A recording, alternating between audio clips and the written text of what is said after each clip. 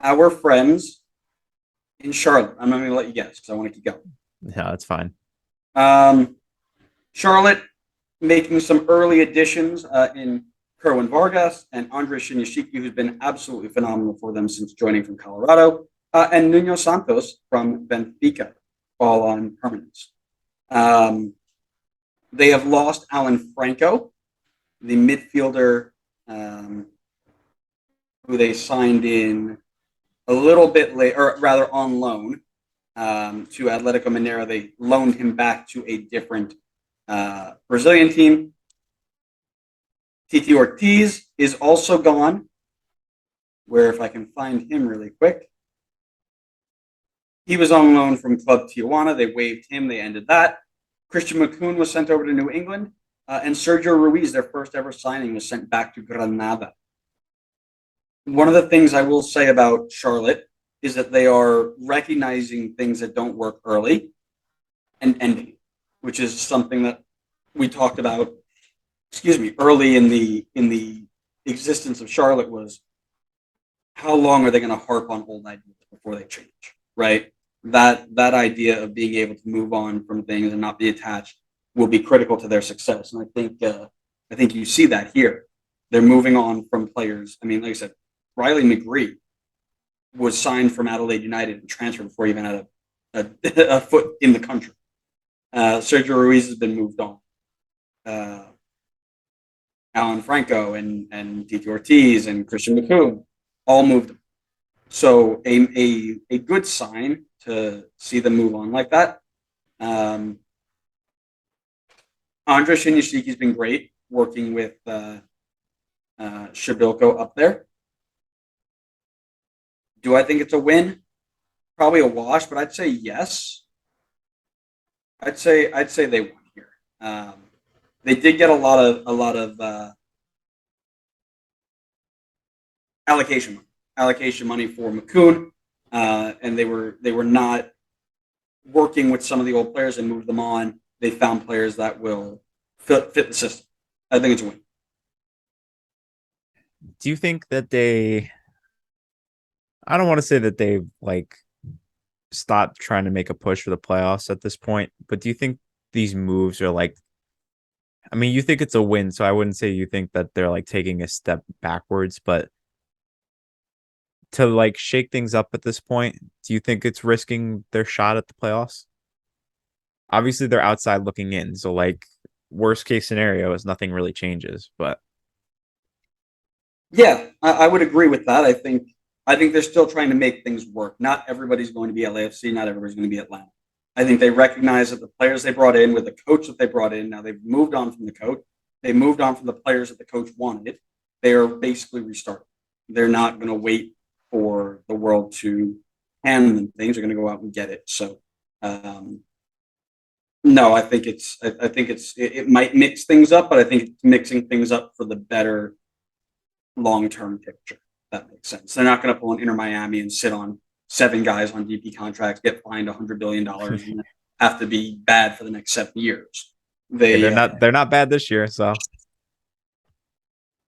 but you know um what I mean, right? They're setting themselves up for success uh, quicker than slow.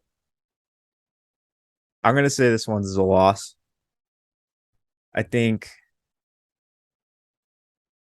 I don't know. It feels just kind of quick to like not necessarily give up on these guys, but like to move them on already. It's been half a season. Like you said with Torres, like okay, he needs half a season to settle in. So these guys may have just been able to settle in and now they're out the door. And I don't really know what to expect from Nuno Santos because I don't think he ever played for Benfica's main team. I think he was just out on loan at another Portuguese team. Vargas seems like a signing for the future, and Shinishiki's been a great addition. Um, I just don't think he is like an ultimate game changer that I feel like they're missing. I think they just need some game changing level playmaker or something like that. Add him in with Ben Bender and Swiderski. I think that would be great for this team. But So the, what? sorry, I didn't mean to cut you off. There are two people here who are missing from this list. One Okay. of them is here, and we accidentally deleted in Nathan Byrne. Nathan Byrne is a right back who played in the championship.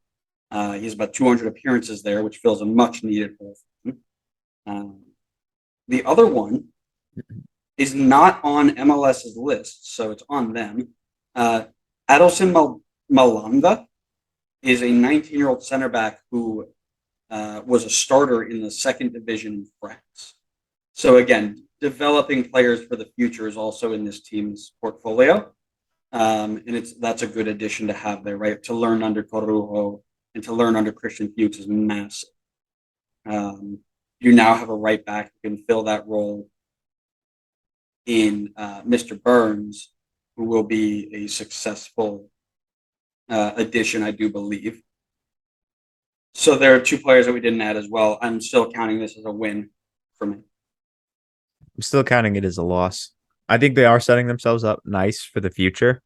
Like to put together if Nuno Santos does pan out, that's a he's pretty young. Ben Bender, Vargas, Vinicius Mello, Malanda. So yeah, I do think that they are setting themselves up well for the future, but I feel like they had a chance to make a push for the playoffs in their first season. That'd be super exciting, get the fans really engaged. They've done, I would say, much better than people had expected them to do. But then I feel like they didn't do enough in this window to really make that push for the playoffs. Like I don't think they have what it takes to make the playoffs at this point. The teams around them who are already they're already sitting out of the playoffs, and I think the teams around them have gotten stronger. And Toronto will 99% sure Toronto will pass them. In which case then they're sitting in 11th. And FCC and New England, both of them got stronger during this window. So it's going to be hard to move up. I think they kind of just, at this point, they're like, okay, let's just see what we can build for next season. Like, let's just try to put the pieces together and figure out what sticks, what doesn't.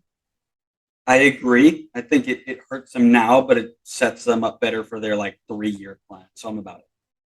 Well, I don't want to say it's a win based off of potential because I don't know what the potential is going to result in. Well, I don't want you to say anything ever. So Okay, fair enough.